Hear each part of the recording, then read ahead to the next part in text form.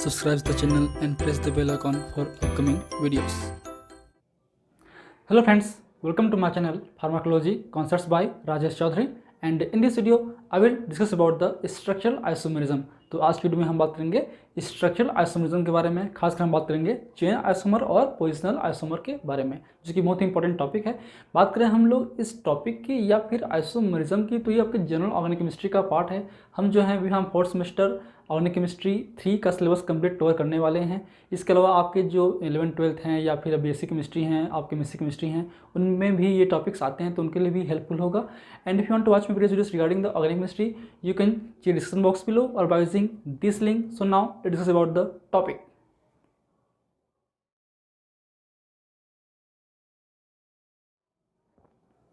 So isomerism. So there is a phenomena of the isomers. So isomers के phenomena को ही हम isomerism बोलते हैं। जैसे हम पिछली वीडियो में ऑलरेडी बात कर चुके हैं डिटेल इंट्रोडक्शन को लेकर, उसको भी आप देख सकते हैं ताकि आपको आज की वीडियो जल्दी समझ में आ सके। तो बात करें हम लोग आइसोमर की, तो आइसोमर क्या होते हैं? आइसोमर जो हैं सिमिलर टाइप कंपाउंड्स होते हैं। आइसो मतलब होता है सेम, मर मतलब होता है टाइप्स, मीन्स सिमिलर टाइप और same type of compounds, means ऐसे कंपाउंड्स जो कि अपीयरेंस जिनका जो मॉलिक्यूलर फार्मूला है वो सेम होता है, लेकिन उनकी जो फिजिकल या केमिकल प्रॉपर्टी या दोनों डिफर हो सकते हैं। Means what is the isomers? Isomers are the compound which have the similar molecular formula but differ in the physical और केमिकल और both properties are known as the isomers and their phenomena is the isomerism.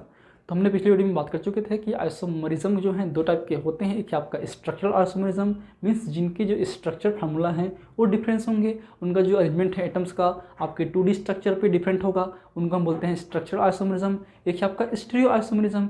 Stereo isomerism में जो है basically आपके जो molecular formula है वो same होते हैं, कई बार उनके स्ट्रक्चर फार्मूला भी सेम होते हैं, लेकिन उनके जो एटम का अरेंजमेंट है आपके 3 डायमेंशनल स्पेस में वो डिफर होते हैं। उनकी वजह से जो है उनकी जो प्रॉपर्टीज़ हैं वो डिफर होंगी। उनको बोलते हैं स्टीरियो आइसोमरिज्म, जो कि आपके ऑप्टिकल और जियोमेट्रिकल आते हैं आपके कॉन्फिगरेशनल आइसोमर में, उसके अलावा कंफर्मेशनल भी होते हैं।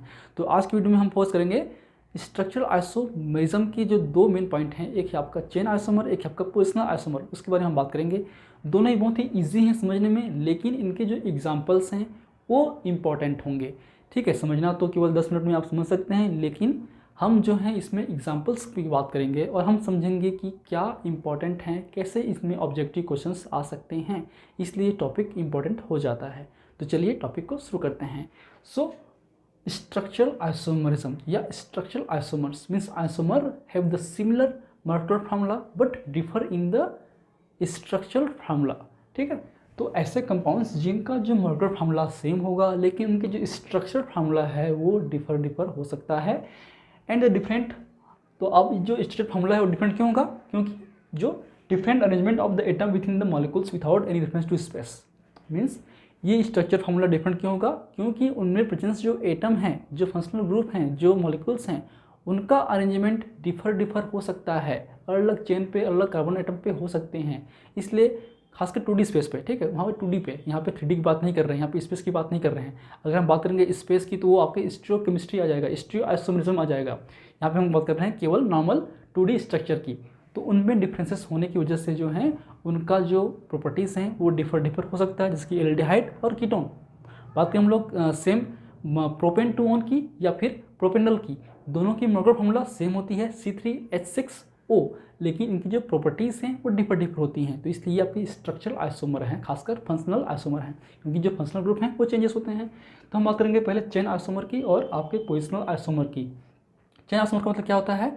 जो मेन चेन है आपके कार्बन एटम के चेन है, जो एल्काइल चेन है, लेंथ है वो डिफर होगी, means the same molecular formula but differ in the number of carbon atom in main chain is the chain isomers.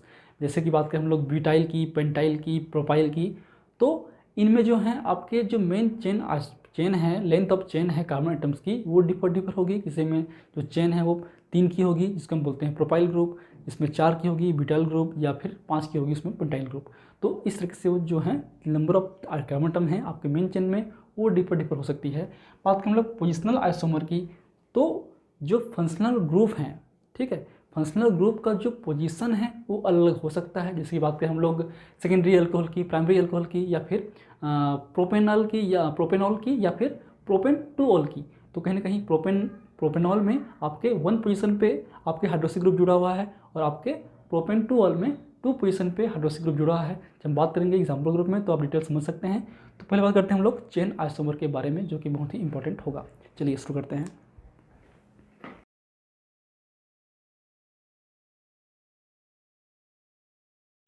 तो बात करने से पहले हम कुछ पॉइंट के बारे में डिस्कस कर लेते हैं। जैसे कि एक आपका कोड लिखिए, आप एक जो प्रेफरेंस ऑर्डर है वो लिखिए अच्छे से, RTFMCP।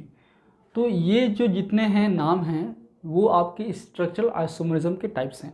R for ring isomer, ring chain isomer, T for tautomerism, tautomers, F for functional isomers, M for metamers, C for chain isomer और P फॉर पोजिशनल आइसोमर। ये क्या है आपके प्रेफरेंस ऑर्डर। कई बार क्या होते हैं, 2 आइसोमर जो हैं लगभग बहुत सारी प्रॉपर्टीज रखते हैं, मतलब आप कंफ्यूज हो जाओगे कि ये चेन आइसोमर है या पोजिशनल आइसोमर है। तो उस केस में हम क्या बोलेंगे, आपके ऑब्जेक्टिव क्वेश्चंस में आते हैं कि ये जो कंपाउंड्स हैं वो फंक्शनल आइसोमर हैं या पोजिशनल आइसोमर हैं। तो उसको आपको आइडेंटिफाई करने के लिए आपको ये ऑर्डर होना बहुत ज़रूरी है, ये ऑर्डर आपको याद होना बहुत ज़रूरी है। अगर उनमें चेन डिफरेंसेस हैं और पोजीशन डिफरेंसेस हैं, दोनों जो फंक्शनल ग्रुप और आपके चेन दोनों भी डिफरेंस हो सकते हैं। अगर दोनों होंगे तो कौन होगा, प्रेफरेंस कौन होगा, वो होगा आपका चेन आइसोमर। तो हम आगे बात करेंगे एग्जांपल में, तो आपको समझ में आएगा इजीली। तो इस ऑर्डर को आप ध्यान से याद रखिए। तो पहले हम बात करते हैं एल्केन ग्रुप में। तो एल्केन ग्रुप में जैसे कि आपका मीथेन है, इथेन है, प्रोपेन है, ब्यूटेन है, पेंटेन है, हेक्सेन है, हेप्टेन है। इनमें बेसिकली चेन आइसोमर पाए जाते हैं। इनमें कोई फंक्शनल होता नहीं है, फंक्शनल ग्रुप्स में प्रेजेंस होते नहीं है, इसलिए इसमें बेसिकली चेन आइसोमर्स होते हैं। तो chain isomers are found in mainly in the alkane groups. ठीक है। तो बात करें पहले मेथेन की। तो मेथेन तो सिंगल है, CH4। तो CH4 पे तो पॉसिबिलिटी नहीं है आपके कोई भी आइसोमर की, इसलिए इस पे जो है कोई भी चेन आइसोमर नहीं होते हैं। सेकेंड है आपका इथेन, CH3। ठीक है, ये इथेन है, C2H6 है। इस पे भी कोई पॉसिबिलिटी नहीं है चेन की, 2 ही चेन है। इसमें हम कर सकते हैं। ठीक है। थर्ड है आपका CH3, CH2, CH3। इस पे भी जो है आपके चेन आइसोमर नहीं हो सकते, क्योंकि ये आपके 3 है। अगर हम इसको यहाँ पे रखेंगे तो भी एक तरीके से प्रोपेन ही होगा। अगर आपका जो नेम है, IPC नेम चेंज हो रहा है, तो आप समझिए कि उनका वो आइसोमर हो सकते हैं। जैसे कि ये आपका प्रोपेन है, इथेन है और आपके मेथेन है, इनमें कोई पॉसिबिलिटी नहीं है। तो इनमें जो है कोई भी चेन आइसोमर नहीं होगा। तो ये ऐसे आपके क्वेश्चंस आते हैं, आपके ऑब्जेक्ट दे देंगे, ऑप्शन दे देंगे कि कौन से कंपाउंड्स पे, कौन से एलिमेंट में चेन आइसोमर्स नहीं होते हैं या होते हैं। इथेन, मीथेन, प्रोपेन और फोर्थ है ब्यूटेन। क्या है इसका, CH3, CH2, CH2, CH3। तो इनमें ब्यूटेन पे पॉसिबिलिटीज़ है। इस ब्यूटेन पे हम चेन आइसोमर बना सकते हैं। अगर हम इसको इस तरीके से लिखें, CH3, CH, CH3, CH3। अब देखिए, ठीक है, इन दोनों की जो नेम है, IPC नेम, ये आपका क्या है, N ब्यूटेन है। पर ये है क्या, ये नहीं है, ये आपके आइसोब्यूटेन है। ठीक है। तो इनमें पॉसिबिलिटीज़ है। या फिर ये आपके 2 मिथाइल प्रोपेन है। ठीक है। तो इसमें क्या हो गए, नंबर ऑफ कार्बन आइटम कितने हो गए, इसमें 1, 2, 3, 4। जो मेन आपके चेन है उसकी लेंथ में आपके 4 हो गए, इसमें कितने हो गए आपके 1, 2 और 3। तो नंबर ऑफ कार्बन आइटम जो मेन चेन्स में डिफर हो रहे हैं, तो वही आपका मेन है आपका चेन आइसोमर का। तो आपके ब्यूटेन पे 2 चेन आइसोमर बन सकते हैं। ठीक है। तो ऐसे क्वेश्चंस आते हैं। तो इसका मतलब क्या हुआ, ब्यूटेन से आपके जो आइसोमर्स हैं, चेन आइसोमर्स हैं, वो बनते जाएंगे।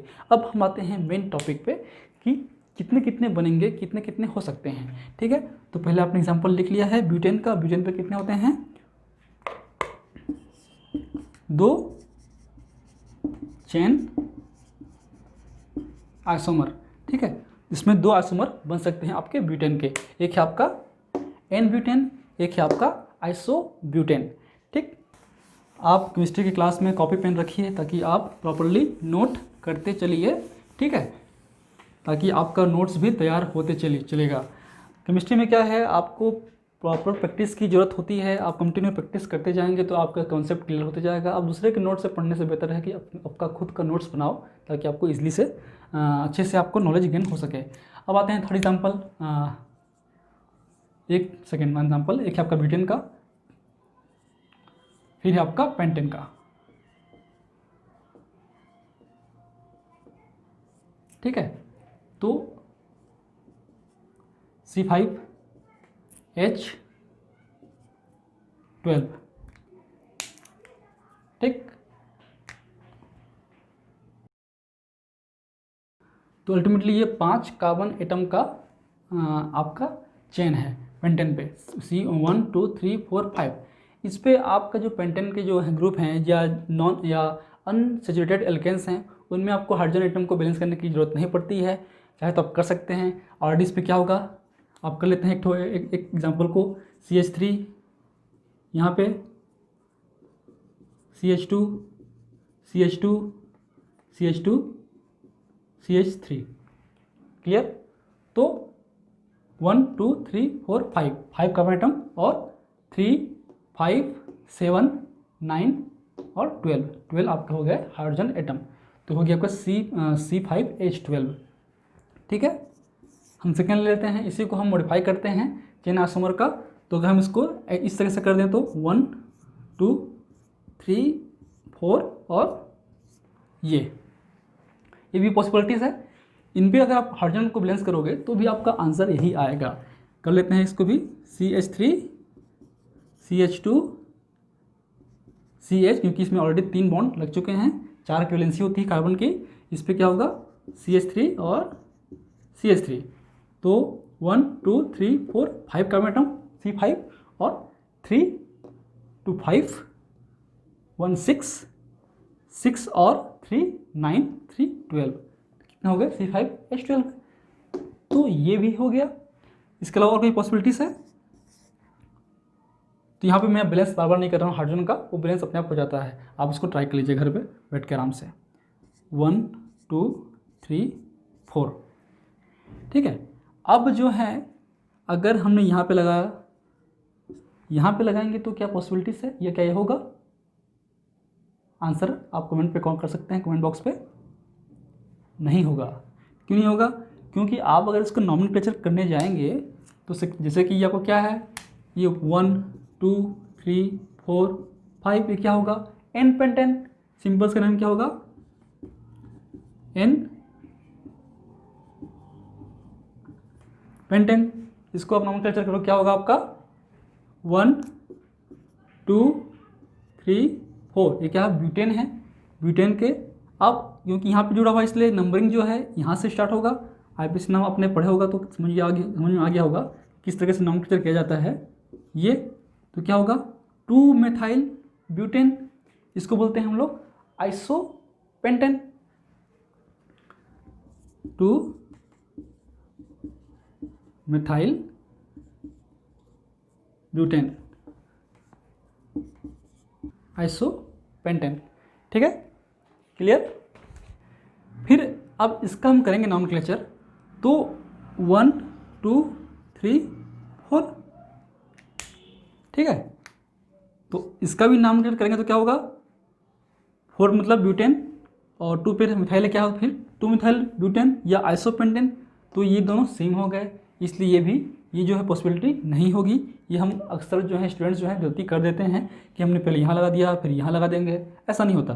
ठीक है, आप नॉमेनक्लेचर को ध्यान दीजिए ताकि आपको समझ आ सके कि ये है कि नहीं है। अगर 2 ऑलरेडी बन गया है तो ये नहीं बनेगा, ये पॉसिबिलिटी नहीं है, ये ऑलरेडी हमने ये मेंशन कर चुके हैं। फिर तीसरा है आपका, हम इसको 3 करते हैं, 1 2 3 हो गया। अब बचे कितने, 2, एक यहाँ कर दीजिए, एक यहाँ कर दीजिए, ठीक है। अब इसको आप बैलेंस करने की कोशिश करेंगे तो क्या होगा, CH3 CH3 CH3 CH3, ठीक है। तो 1 2 3 4 5 आपका हो गया कार्बन एटम, और 3 × 4 हो गया 12 आपका हाइड्रोजन एटम C5H12। तो पेंटेन के 3 चेन आइसोमर बन सकते हैं। इसका नाम क्या करो, क्या होगा, अगर हम IPAC नाम की ओर जाएं तो ये 1, ये 2 और 3 होगा, मतलब 2 डाइमिथाइल प्रोपेन या फिर नियोपेंटेन। तो इस तरीके से हम इसके 3 फंक्शनल आइसोमर बना सकते हैं, सॉरी चेन आइसोमर बना सकते हैं, ठीक है। इसके कितने हो गए, 3 आइसोमर। तो ये भी क्वेश्चंस आते हैं आपके ऑब्जेक्टिव्स में कि पेंटेन के कितने चेन आइसोमर बन सकते हैं, कितनी पॉसिबिलिटीज़ है, तो 3 पॉसिबिलिटीज़ है। तो इससे आपके ऑब्जेक्टिव भी समझ में आ रहा है और आपके एग्जाम्पल भी समझ में आ रहा है कि चेन आइसोमर का मतलब क्या होता है। अगर किसी सेम मॉलिक्यूलर फॉर्मूला होना चाहिए उस पर, पहली बात। दूसरी बात है उनका जो चेन का लेंथ है, नंबर ऑफ कार्बन एटम्स हैं, वो डिफर होना चाहिए। इसमें कितने हैं, 5 हैं, इसमें कितने हैं, 4 हैं, इसमें कितने हैं, 3 हैं। तो ये तीनों ही एक दूसरे के चेन आइसोमर हैं, ठीक है। अब आप इसमें आपके हेक्सेन होंगे, हेप्टेन होंगे, ऑक्टेन होंगे, नोएन होंगे, वो सब भी आपका उसमें होंगे, पर सबको आपको याद नहीं रखना है। हम सबको लिखवा देंगे कितने कितने आइसोमर्स बनते हैं, चेन आइसोमर्स, तो आपको इजीली याद रहेगा। एक चीज़ आपको याद रखना है कि जो नॉर्मली चेन होते हैं इसमें कोई भी आपके इस पर ब्रांचिंग नहीं होती है, उसको हम बोलते हैं एन पेंटेन, ठीक, याद रखिए। सेकेंड कार्बन एटम पे अगर कोई मिथाइल ग्रुप जुड़ा हुआ है उसको फिर हम बोल सकते हैं आइसोपेंटेन, ठीक है। 5 कार्बन का एटम है, ये आपका कॉमन नेम है, ये आपका IPAC नेम है। तो कॉमन नेम की बात कर रहे हैं तो आपको कॉमन नेम भी सीखना पड़ेगा। कई बार ऑब्जेक्टिव में आ सकते हैं कि आइसोपेंटेन कौन सा है, तो ठीक है। अगर आपको पता ही नहीं है, आपको ये पता नहीं है तो कैसे मालूम चलेगा। तो आइसो जहाँ भी वर्ड यूज हुआ, आइसोपेंटेन मतलब सेकेंड कार्बन एटम पे आपके मिथाइल ग्रुप अटैच्ड हुआ है। अगर इसी को हम, जैसे कि हम बात करते हैं पहले आइसो की, तो आइसो अगर हम इसी को अलग से कर लेते हैं, 1 2 3 4 5 6 1 2 3 4 5 1 2 3 4 5 6 6 मतलब क्या हो गया, हेक्सेन हो गया, ठीक। तो ये अगर इस हेक्सेन को, इसको हम बोलेंगे नॉर्मली चेन है, ब्रांचिंग इस पर नहीं है, इसको बोलेंगे हम एन हेक्सेन।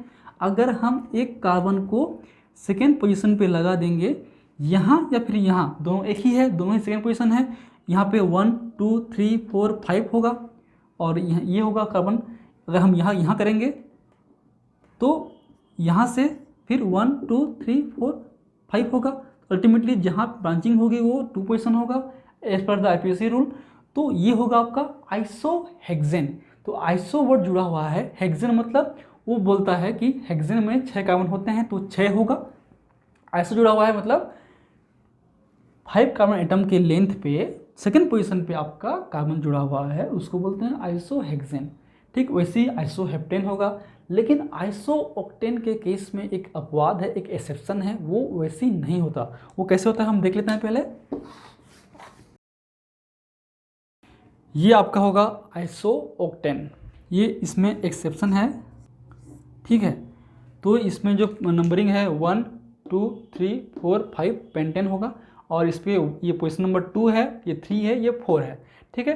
तो 2 dimethyl, sorry 2 4 trimethyl pentane is the isooctane. बाकी जगह सेकेंड पोजीशन पे मतलब 2 methyl pentane is the isohexane, 2 methyl butane is the isopentane, 2 methyl propane is the isobutane, ठीक। क्लियर हो गया, ये समझ में आ गया। तो आप पहले नंबर लिख लीजिए। एक और एग्जांपल हम बात कर लेते हैं हेक्सेन की, ठीक है, ताकि आपको कॉन्सेप्ट क्लियर हो सके कि हम गलतियां कहाँ करते हैं, ठीक है। एग्जांपल आप जितना सॉल्व करेंगे आपकी जो गलतियां हैं वो आपको कम होती जाएंगी। तो एक चीज़ आप और याद रखिए, जैसे कि हम यहाँ पे लिखवा देते हैं कि आपका जो ब्यूटेन है, हमने देखा कि ब्यूटेन पे 2 पॉसिबिलिटीज़ हैं, मतलब 2 आइसोमर इसमें बन सकते हैं, पेंटेन बात किए तो पेंटेन पे जो हैं आपके 3 चेन आइसोमर बन सकते हैं। अब आते हैं हम लोग हेक्सेन की ओर। तो आप याद रखिए हेक्सेन पे कितने बनेंगे, 5 बनेंगे। फिर आते हैं हम लोग हेप्टेन की ओर। तो इन एल्केन्स की प्रोपेन, मीथेन और इथेन पे तो पॉसिबिलिटी नहीं है चेन आइसोमर, लेकिन ब्यूटेन से है। तो butane, pentane, hexane, heptane, octane, नोनेन पे की बात करें तो ब्यूटेन पे 2 आइसोमर्स बनेंगे चेन आइसोमर्स, पेंटेन पे 3 बनेंगे, हेक्सेन पे 5 बनेंगे, हेप्टेन पे 9 बनेंगे, ऑक्टेन पे 18 बनेंगे, नोनेन पे 35 बनेंगे। तो आपको ऑब्जेक्टिव के रूप में याद रखना है, केवल आप हेप्टेन तक याद रखिए कि इनके इतने आइसोमर्स बनते हैं। हमने ब्यूटेन के देख लिए, एक बनेगा आपका एन ब्यूटेन, एक है आपका आइसोब्यूटेन। इस पर देख लिए हम लोग एन पेंटेन, आइसोपेंटेन और नियोपेंटेन। ठीक है, मतलब पेंटेन 2 मिथाइल पेंटेन और 2 डाइमिथाइल, सॉरी 2 मिथाइल ब्यूटेन और 2 डाइमिथाइल प्रोपेन, ये हो गए 3। इसमें अगर हेक्सेन की तो हम देख लेते हैं हेक्सेन का। तो हेक्सेन में क्या होगा आपका C6H14। आपको शायद याद होगा कि अब जो एल्केन की बात करें तो एल्केन का जो मेन फार्मूला है वो क्या होता है, CnH2n+2। ठीक है, C6 फिर यहाँ रखिए तो क्या हो गया 6 × 2 12 + 2 14, तो 6 6 8 14 हो गया आपका हेक्सेन का।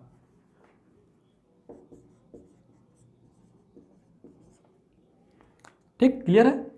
अब आते हैं इनके एग्जाम्पल की, मतलब इनके आइसोमर्स की। कितने बनेंगे, 5 बनेंगे। 5 ही पॉसिबिलिटीज़ होगी। अब देखिए कैसे, यहाँ पे मैं बार बार हाइड्रोजन को बैलेंस नहीं करूँगा, आप बैलेंस अपने आप हो जाता है, आप घर में आराम से ट्राई कर सकते हैं, बना के देख सकते हैं। ठीक है, तो पहला क्या होगा 1 2 3 4 5 और 6, 1 2 3 4 5 6, ये क्या हो गया आपका एन हेक्सेन।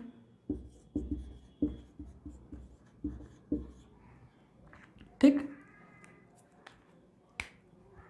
सेकेंड देखिए 1 2 3 4 5, 1 2 3 4 5 और आपके यहाँ पे कर दीजिए तो क्या होगा ये आपका आइसोहेक्सेन। ठीक है, तो ये आपका आइसोहेक्सेन हम लिख सकते हैं कॉमन नेम के रूप में आइसोहेक्सेन।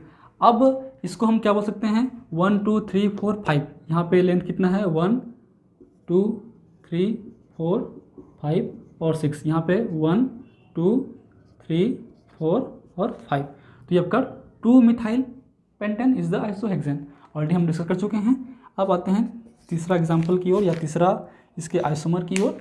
तो इसको भी आप देखिए। अब देखिए कि हम क्या इसको ऐसा कर सकते हैं क्या 1 2 3 4 और 5 हो गया। अब ये यहाँ पे जुड़ा हुआ है पोजीशन नंबर, ये आपका नंबर लिख लीजिए 1 2 3 4 और 5। यहाँ पे हम कर सकते हैं क्या इस तरीके से, तो दोनों ही डिफरेंट है। ठीक है, ये क्या है आपका 2 मिथाइल पेंटेन, अब ये क्या है आपका 3 मिथाइल पेंटेन, तो दोनों अलग है ना, है कि नहीं, तो इसलिए ये भी हो सकता है। अब आते हैं हम लोग फोर्थ की ओर। तो 1 2 3 4 और 5, क्या हम ऐसा कर सकते हैं, ये पॉसिबिलिटीज़ है, पॉसिबिलिटीज़ तो है लेकिन ये है नहीं एक्चुअली, क्योंकि ऑलरेडी हमने ये मेंशन कर चुके हैं। इसमें और इसमें कोई भी अंतर नहीं है, क्योंकि ये भी दोनों ही पोजीशन नंबर 2 है। यहाँ से जो नंबरिंग यहाँ से शुरू स्टार्ट होगी, क्योंकि आईपीएससी रूल के हिसाब से ब्रांचिंग पहले है, तो 1 ये 2 होगी, तो ये भी आपका आइसोहेक्सेन होगा या फिर आपका 2 मिथाइल पेंटेन ही होगा, इसलिए ये पॉसिबिलिटीज़ नहीं है। यहीं पे लोग गलती करते हैं। ठीक है, अब आते हैं 4। तो अब कार्बन नंबर जो 5, ये 6 हो गया, 5 हमने चेंज कर ली, 6 से 5 कर लिया। इसमें 2 पॉसिबिलिटीज़ हैं, क्या हम इसको 4 कर सकते हैं क्या, तो हाँ कर सकते हैं। 1 2 3 और 4 ये हमने कर लिया। अगर हम यहाँ पे अगर लगाते हैं, इस तरीके से हम लगाते हैं कार्बन एटम, तो क्या वो सही है, सही नहीं है। ये भी एक तरीके से क्या है, यही है, ठीक है। 1 2 3, 3 पे मिथाइल ग्रुप है और पेंटेन ही है ये, या 1 2 3, 3 मिथाइल ग्रुप है, इसलिए सही नहीं है। तो हम इसको इस तरीके से हम लगा सकते हैं। अब पोजीशन हम चेंज कर दिए, कार्बन लेंथ जो है चेंज कर दिए हम, अब कर दिए कितना 5 से 4, तो ये 1, ये 2, ये 3, ये 4, या फिर 1 2 3 4 दोनों सेम होगा क्योंकि आपका पोजीशन सेम ही है। तो क्या होगा आपका 2 3 डाइमिथाइल ब्यूटेन, ठीक है। ये भी आइसोमर है, इसमें भी आपके कार्बन 6 होंगे, हाइड्रोजन अपने आप बैलेंस हो जाएगा। आप करने की कोशिश कर लीजिए घर में बैठ के आराम से, ठीक है। अब आते हैं कितने बनेंगे, 5 बनेंगे, हमने 4 बना लिए, 5वां बना सकते हैं। 4 पे अगर हम इस तरीके से करें तो 1 2 3, ये 4। अगर हम एक कार्बन एटम यहाँ पे पुट कर दें और एक यहाँ पे पुट कर दें, मतलब 2 2 डाइमिथाइल ब्यूटेन कर दें, तो क्या पॉसिबिलिटीज़ है? हाँ बिल्कुल है, इसमें भी 6 कार्बन है, हाइड्रोजन तो बैलेंस हो जाएंगे। CH3 यहाँ पे CH3 CH3, यहाँ पे जरूरत नहीं है, ऑलरेडी बैलेंस हो गया है, CH2 CH3, तो क्या हो गया 1 2 3 4, 4 × 3 4 के 12 और इसमें 2 16, तो ऑलरेडी हो गया 16, सॉरी 14, ठीक 14। तो इस तरीके से आपके 5 आइसोमर बन सकते हैं। इसको हम बोल सकते हैं 2 2 डाइमिथाइल ब्यूटेन या फिर नियोहेक्सेन।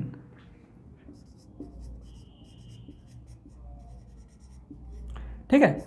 अब नियो वर्ड जो है आपका, जहाँ पे 2 2 पे दूसरा पोजीशन पे 2 मिथाइल ग्रुप होना चाहिए, ठीक है, उसको बोलते हैं नियो पोजीशन।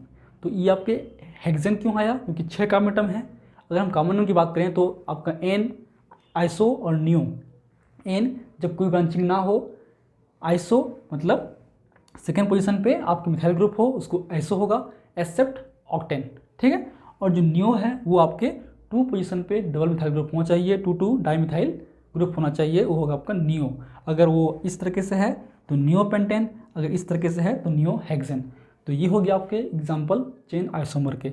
अब इसमें एक और क्वेश्चन आ सकते हैं, अब ध्यान से सुनिए।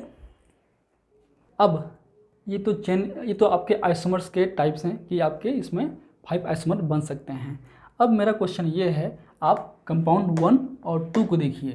कंपाउंड 1 और 2 की बात करें, 1 एंड 2, तो ये तो आपके दिख रहे हैं कि साफ साफ कि इसमें जो नंबर ऑफ चेन्स हैं वो डिफरेंट हो गए हैं, इसलिए इसमें आपके क्या होंगे चेन आइसोमर, जिसको हम बोलेंगे CI लिख देते हैं, तो हो गया चेन आइसोमर। अगर हम बात कर रहे हैं 1 और 3 की, तो भी इसमें 5 हो गए, तो ये आपके चेन आइसोमर हैं। लेकिन अगर हम बात करें 2 एंड 3 की, तो अब देखिए 2 और 3, इसमें भी 1 2 3 4 5 कार्बन है, 1 2 3 4 5 कार्बन है, तो क्या चेन आइसोमर है?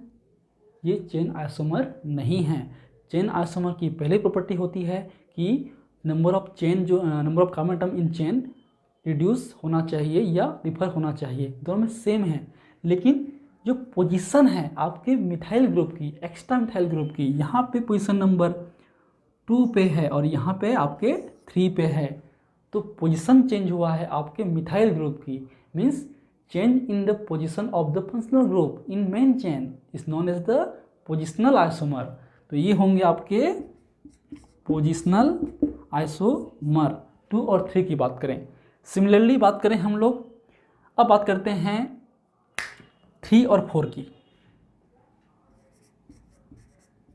अब देखिए 3 और 4 पे आपके 5 कार्बन आइटम हैं, ओके, इसमें 4 हैं, तो चेन तो है ही, और इसमें फंक्शनल ग्रुप की जो पोजीशन है वो भी चेंजेस हैं, तो क्या होगी? अगर आपको लगता है कि इसमें दोनों हो सकते हैं, तो उस केस में आप प्रेफरेंस ऑर्डर को याद रखिए, RTF MCP। R मतलब रिंग चेन, T मतलब टाटोमर्स, F मतलब फंक्शनल, M मतलब मेटामर्स, C मतलब चेन और P मतलब पोजीशन। तो आपके पोजीशन से पहले चेन आता है, तो ये आपका क्या होगा? इसमें 3 and 4, 3 और 4, इसमें आपका क्या होगा? पोजीशन नहीं होगा, ये आपका चेन आइसोमर होगा, चेन आइसोमर। क्लियर है? ठीक है। तो पहले अगर चेन डिफरेंसेस हैं तो चेन आइसोमर होगा पहले, फिर पोजीशन की बात करेंगे अगर दोनों है उस पर। क्योंकि इस चीज़ की बात करें आपके 3 और 4 की, 3 और 4 में जो हैं आपके नंबर ऑफ चेन्स जो कार्बन एटम है वो भी डिफर है, लेकिन जो पोजीशन है वो भी डिफर है। तो इस केस में जो है आपका चेन प्रेफरेंस होगा इस प्रेफरेंस ऑर्डर के हिसाब से।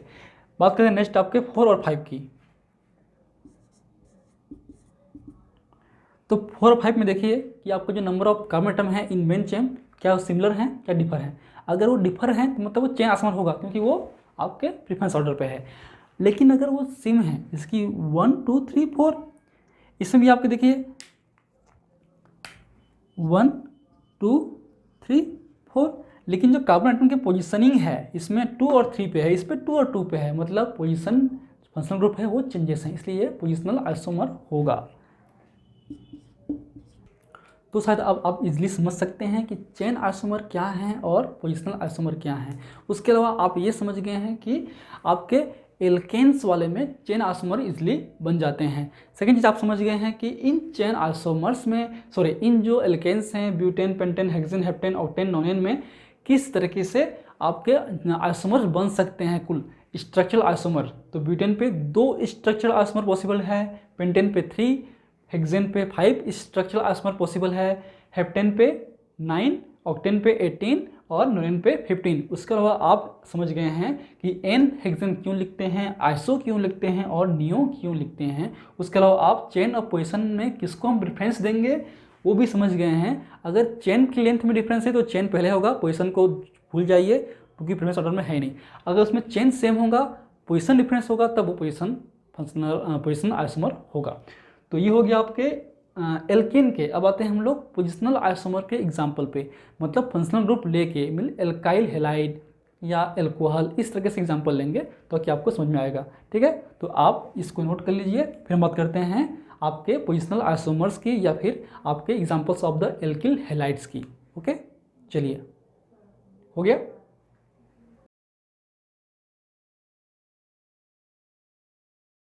अब आते हैं हम लोग सेकेंड आपके टॉपिक की, वो है आपका पोजिशनल आइसोमर। मीन्स ऐसे आइसोमर जिनमें जो मोटर फार्मूला है वो सेम होंगी, लेकिन जो फंक्शनल ग्रुप की पोजिशनिंग है वो डिफर हो सकती है। तो जैसे कि हमने देखा भी कुछ एग्जाम्पल ग्रुप में हेक्सेन में, तो इनमें बेसिकली हमने देखा था चेन आइसोमर्स में जो आपका जो एल्केन ग्रुप है इसमें आपके ब्यूटेन है, पेंटेन है, हेक्सेन है, उनमें इजिली मिलता है। लेकिन जो आपका पोजिशनल आइसोमर है वो आपके एल्काइल ग्रुप में मिलता है। मीन्स एल्काइल हेलाइड या एल्कोहल इस तरीके से, मतलब जिसमें आपके एल्काइल ग्रुप हो और एक फंक्शनल ग्रुप हो, जैसे कि CH3Cl।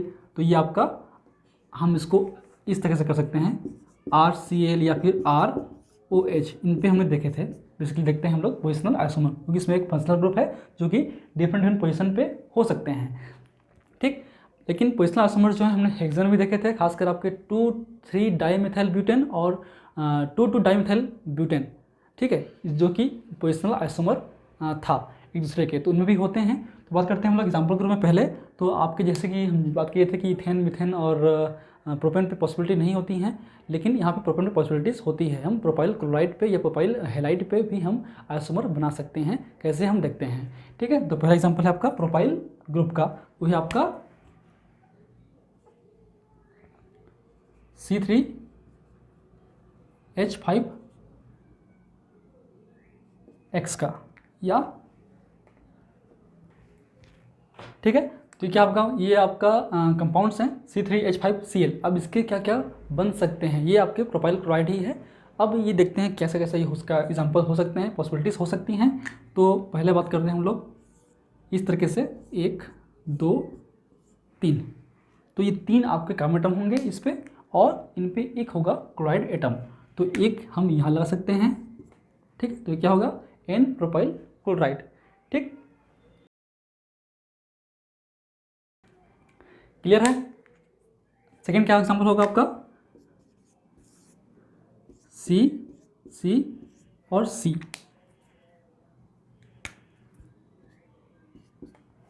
Cl। ठीक है, क्या होगा 2 क्लोराइड प्रोपेन। ठीक है, आइसो प्रोपाइल क्लोराइड। ठीक है, ये हो गया आपका 2 एग्जाम्पल।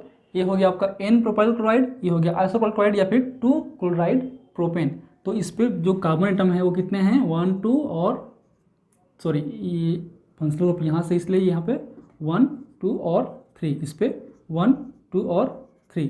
तो 3 कार्बन एटम है, मतलब चेन जो है सिमिलर है। तो ये चेन आइसोमर नहीं हो सकते। लेकिन जो फंक्शनल ग्रुप की पोजिशनिंग है वो डिफर है। यहाँ पे फंक्शनल ग्रुप की पोजिशनिंग 1 पे है, यहाँ पे 2 पे है, इसलिए आपका पोजिशनल आइसोमर है। ये आपका N प्रोपाइल क्लोराइड, ये आपका 2 क्लोराइड प्रोपेन या फिर आइसोप्रोपाइल क्लोराइड। ठीक, तो इसके कितने हो गए आपके 2 हो गए, 2 स्ट्रक्चरल आइसोमर इसके प्रेजेंस होंगे। अब आते हैं हम लोग ब्यूटाइल क्लोराइड की ओर, या फिर इसमें 4 कार्बन एटम होंगे। यहाँ से आपका मेन कॉन्सेप्ट शुरू होगा आपका ब्यूटेन से।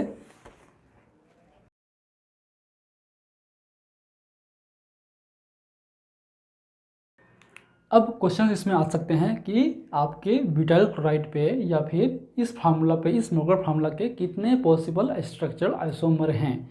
तो आपका आंसर क्या होगा आप बना के देख सकते हैं। तो इसका जो मेन आंसर होगा वो होगा 4। वो 4 कैसे बनेगा उसको हम देख लेते हैं कि वो 4 कैसे होगा। तो पहला सिंपल है कि आप 1, 2, 3 और 4 ये 4 आप कार्बन एटम लिख लीजिए। ठीक है, उसके बाद क्या हम इसको पोजीशन नंबर 1 पे रख सकते हैं क्या? यस, रख सकते हैं। तो क्या होगा आपका N ब्यूटाइल क्लोराइड। ठीक है, वो आते हैं B। आप साथ साथ लिखिए और जो नाम है इसका नाम भी लिखिए। ये हो गया आपका क्लोरोब्यूटेन या फिर N ब्यूटाइल क्लोराइड। ठीक है, सेकेंड क्या होगा?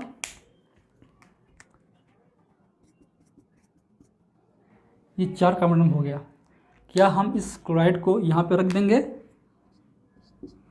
तो क्या होगा ये होगा आपका सेकेंडरी ब्यूटाइल क्लोराइड। ये आपका आइसो ब्यूटाइल क्लोराइड नहीं होगा। प्रोपाइल के केस में अपवाद था, ठीक है, उसमें सेकेंड पोजीशन पे था, तो इसलिए हम उसको आइसो प्रोपाइल क्लोराइड बोल सकते थे क्योंकि उसमें मिथाइल पे पोजीशन पॉसिबिलिटी नहीं है।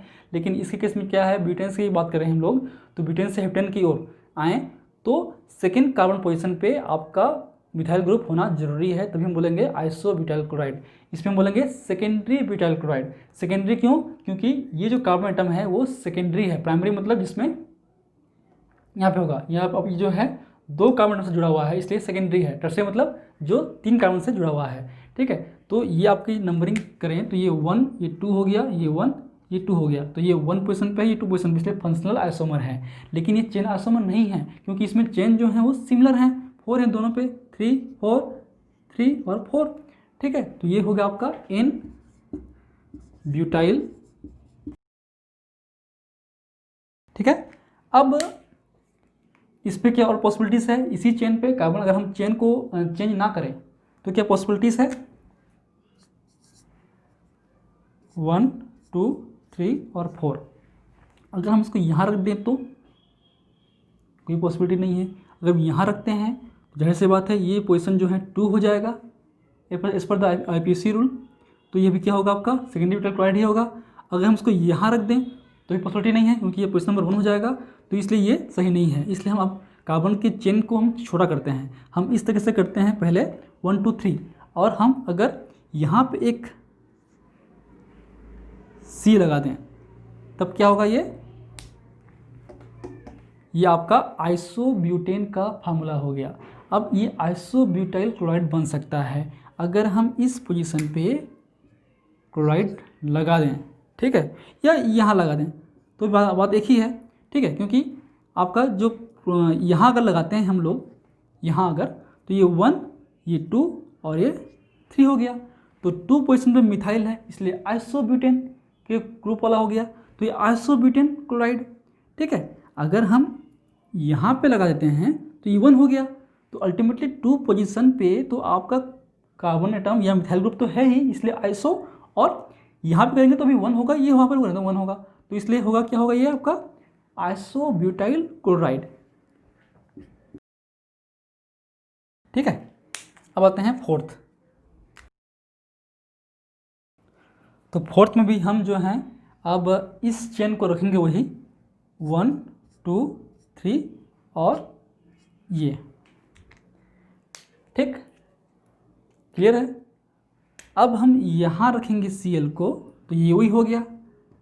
अगर Cl को यहाँ रखेंगे तो भी वही हो गया, और Cl को हम यहाँ रखेंगे तो भी वही हो गया। तीनों के केस में सिमिलर होंगे और आइसोब्यूटाइल क्लोराइड ही होंगे।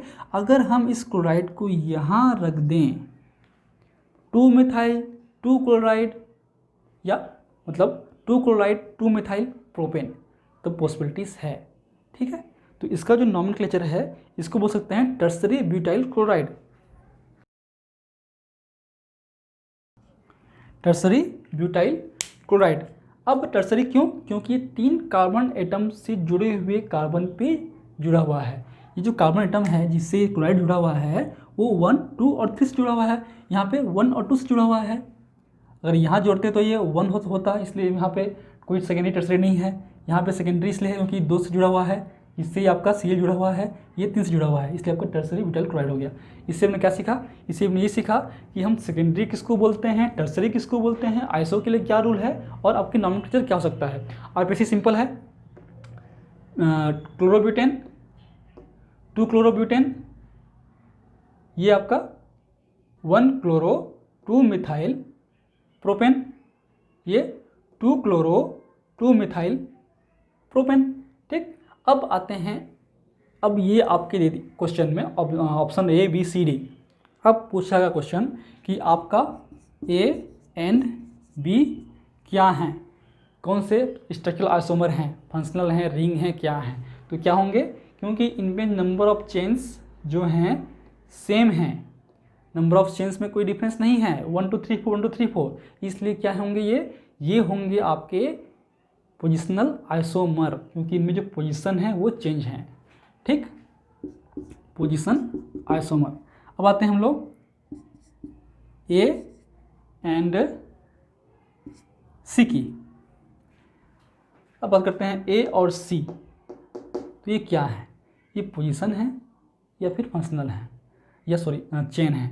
तो पहले देखिए आप, प्रेफरेंस ऑर्डर, पोजीशन से पहले चेन आता है, तो क्या चेन में डिफरेंसेस हैं? इसमें 1 2 3 4 है, इसमें 1 2 3 है, इसलिए आपका चेन आइसोमर हैं। ठीक है, तो इस तरीके से आपको आइडेंटिफाइड करना है। अगर आपको लगे कि दोनों हो सकते हैं, चेन भी हो सकता है और पोजीशन भी हो सकता है, तो उस केस में आप प्रेफरेंस ऑर्डर को फॉलो कीजिए। अगर चेन पहले है तो चेन ही होगा, फिर पोजीशन होगा। ठीक है, तो ये होगी आपके एग्जाम्पल ब्यूटाइल क्लोराइड की, जिसमें आपके 4 आइसोमर बनेंगे। अब आते हैं लास्ट, नेक्स्ट है आपका पेंटाइल क्लोराइड। तो यहाँ तक आपको पढ़ना है ताकि आपके जो कॉन्सेप्ट्स हैं पूरे क्लियर हो जाएंगे, आपके नॉमेनक्लेचर को लेकर, आपके किस तरीके से फंक्शनल और चेन को हम आइडेंटिफाइड करना है उसको भी लेकर। ठीक है, सिमिलरली बात करें तो आपका ये 1 है, 2 और 3 चेन होंगे क्योंकि इसमें 4 हैं, इसमें ये हैं 1 और मतलब ये ए और डी, ये भी चेन है, ए और सी चेन है, ए और बी पोजीशन है, आपके सी और डी पोजीशन है, सी और बी चेन है। ठीक है, चेन पहले है तो चेन को पहले, फिर पोजीशन को। क्लियर? ठीक है, नोट कर लीजिए। फिर बात करते हैं हम लोग आपके पेंटाइल क्लोराइड की ओर। तो इसमें एक चीज़ और ट्रिक है कि हमने यहाँ पे लिखा है ब्यूटेन का 2 आइसोमर। तो 2 आइसोमर किसके लिए है? ब्यूटेन के इसमें चेन बनेंगे। तो ये आपके चेन, ये 1 हो गया 4 कार्बन के, ये 2 हो गया 3 कार्बन के। देखिए सेम होंगे, ये जो कार्बन का जो चेन का लेंथ है वो सेम होगा, इस तरह से स्ट्रक्चर। ठीक है, ये चेन सेम है, केवल क्या बदला है? क्लोराइड की पोजीशन, इसलिए इसमें आपके 4 हुए हैं। ठीक है, तो वो आपको इजीली बन सकता है। ठीक, अब आते हैं हम लोग पेंटाइल क्लोराइड की ओर।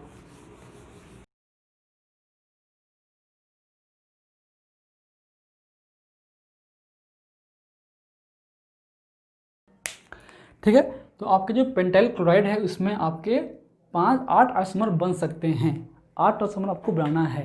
ठीक है, इसमें आपको बना के देखना है, आप इसको याद रख सकते हैं भी हैं, अगर क्वेश्चन आएगा तो आप याद रखिए कि आपके जो 5 तो यही हो गए, 5 तो आपके 3 तो ये हो गए। तो पहले आप 3 बनाइए, फिर उनमें पोजीशन देखिए कि कहाँ कहाँ हम चेंज कर सकते हैं। ठीक है, कैसे करते हैं हम बताते हैं, कैसे ट्रिक से करते हैं, किस तरीके से करते हैं हम बताते हैं इसको। पहले आप इसको नोट कर लीजिए पहले, तो फिर हम आगे बात करते हैं। हो गया, चलिए। तो पहले जो पेंटेन के जो चेन आइसोमर्स हैं वो पहले बना लीजिए। तो जैसे कि हम बात करते हैं कार्बन एटम की, तो 4, 5 और 3 उसमें पॉसिबिलिटीज़ था। ठीक है, तो पहले हम बात करते हैं 1 2 3 4 और 5, एक ये पॉसिबिलिटीज़ था।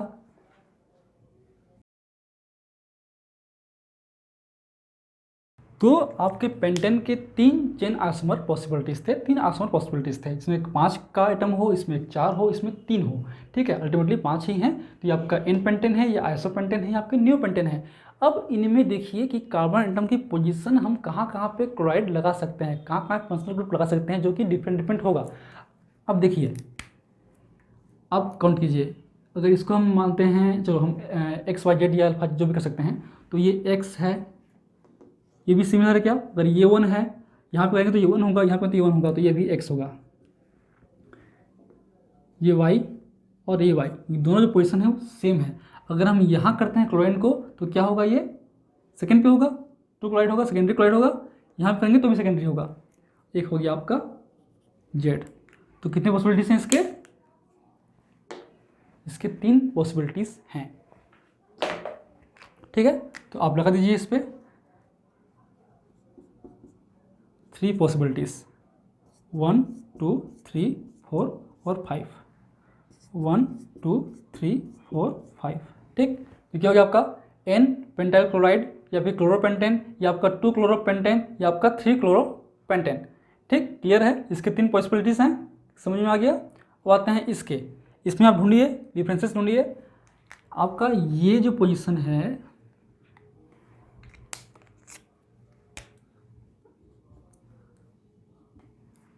ये पोजीशन दोनों सेम ही हैं, ठीक है। सेम क्यों है, क्योंकि यहाँ अगर करेंगे तो ये 1 2 3 4 होगा, यहाँ करेंगे तो ये 1 2 3 4 होगा, यहाँ करेंगे तो ये 1 2 3 होगा, मतलब ये दोनों सेम हैं। अब इसकी देखें y, ये डिफरेंट है, ठीक है, यहाँ से ये अलग है, ये भी अलग है, अलग है ना, और ये भी अलग है, x y z, और समझ लो ये डेल्टा हो गया, ठीक है। क्योंकि यहाँ पे करेंगे तो ये क्या होगा, 2 पोजीशन पे है, 2 क्लोरो वाले ग्रुप पे है, 2 क्लोरो 2 मिथाइल ब्यूटेन।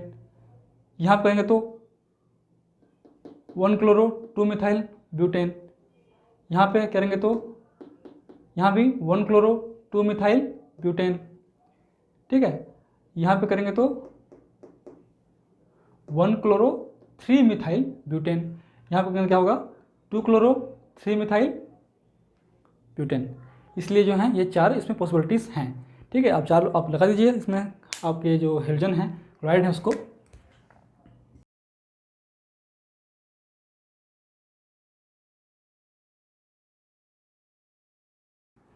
ठीक, क्लियर। तो ये हो गया आपके 4 इसके आइसोमर इस वाले डेरिवेटिव के। अब इनके नाम क्या होंगे, इसका जो नाम है वो क्या होगा, ये 1, ये 2, ये 3, ये 4, ठीक है। तो 1 क्लोरो 2 मिथाइल ब्यूटेन, ठीक, क्लियर है। और इसका जो नाम लिखेंगे तो क्या होगा, ये जो ये कार्बन एटम है वो 3 कार्बन से जुड़ा हुआ है, इसलिए क्या होगा, टर्सरी पेंटाइल क्लोराइड, ठीक है। क्या होगा, टर्सरी पेंटाइल क्लोराइड। बात करें हम कॉमन नेम की, तो इसके तो आईपीसी नेम ही होगा, इसकी कोई कॉमन नेम ही नहीं होगा। इसकी बात करें तो क्या होगा, ये पोजीशन नंबर 1 है, ये 2 है, ये 3 है, ये 4 है, तो 2 क्लोरो 3 मिथाइल ब्यूटेन, ठीक। इसकी बात करें तो ये होगा आपका आइसोपेंटाइल क्लोराइड, ठीक। तो आइसो कहाँ पे यूज़ होगा, कि आपका अगर लास्ट में कार्बन एटम जुड़ा होना चाहिए और सेकेंड उसके अपोजिट डायरेक्शन के सेकेंड पोजीशन पे जो है मिथाइल ग्रुप होना चाहिए, अपोजिट डायरेक्शन से। यहाँ पे पोजीशन नंबर ये 3 है, लेकिन अपोजिट डायरेक्शन से सेकेंड पोजीशन पे आपके मिथाइल ग्रुप होगा, वही आपका क्या होगा, आइसो हम बोल सकते हैं। इसलिए क्या होगा, ये आपका आइसोपेंटाइल क्लोराइड। लेकिन आप देखिए यहाँ पे और इस पे ये नहीं है, ये क्या होगा, 1 क्लोरो 2 मिथाइल ब्यूटेन, ठीक। तो ये हो गया आपका बेसिक नॉमेनक्लेचर का कॉन्सेप्ट भी। अब इसमें आपको समझ में आ गया कि किस तरीके से। अब बात करते हैं इन तीनों की, ठीक है। ये जो ग्रुप हैं, ये जो ग्रुप आपका समझ लो, ए ग्रुप, ये बी ग्रुप और ये सी ग्रुप। इसकी बात करें तो सिंपल है, इसमें आप कहीं भी लगाइए क्लोराइड वो एक ही बनेगा, एक ही आइसोमर बनेगा। ये भी सेम है, ये भी सेम है, ये भी सेम है, ये भी सेम है, तो एक ही बनेगा। ठीक है, इसको बोलते हैं नियोपेंटाइल क्लोराइड। ठीक है, क्या है वो? Neopentyl chloride. ठीक हो गया ना? ये आपके कितने हो गए एक ग्रुप पे? 1 2 3 4, सॉरी 1 2 3। यहाँ पे कितने हो गए? 4, यहाँ पे 1, तो 1 4 5 हो गया और 3 8 हो गया। इसलिए कितने हो गए इसके? 8 स्ट्रक्चरल आइसोमर। तो बात करते हैं हम लोग ग्रुप वाइज 1 2 और 3 की, ए बी सी की। तो इसमें जो चेन का लेंथ है वो सेम है, इसलिए ये आपस में क्या है? ये जो आपस में क्या है? ये हैं पोजिशनल आइसोमर। ठीक है, ये जितने हैं वो आपस में क्या हैं? पोजिशनल आइसोमर, क्योंकि इनमें कार्बन की जो चेन की लेंथ है वो सब में सेम है। ठीक है, सेम होंगे तब वो चेन आइसोमर नहीं होंगे। लेकिन बात करें इन ग्रुप की, इन ग्रुप में देखिए यहाँ पे 5 कार्बन हैं, इन पे 4 कार्बन हैं, इन पे 3 कार्बन हैं, तो कार्बन की जो चेन की लेंथ है वो डिफर है, इसलिए प्रेफरेंस में ये फंक्शनल नहीं, ये चेन आइसोमर होंगे। ठीक, ये क्या होंगे? Chain isomer.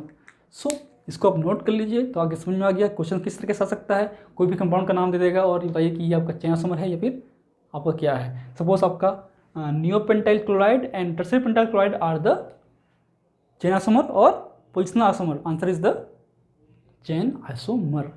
Clear? So these are the basic concept about the chain and functional, sorry, positional isomer. And if you like my videos, please press the like button, share with your friend, and any feedback please comment on the comment section. That motivates me for the upcoming videos. In last, thank you, keep watching.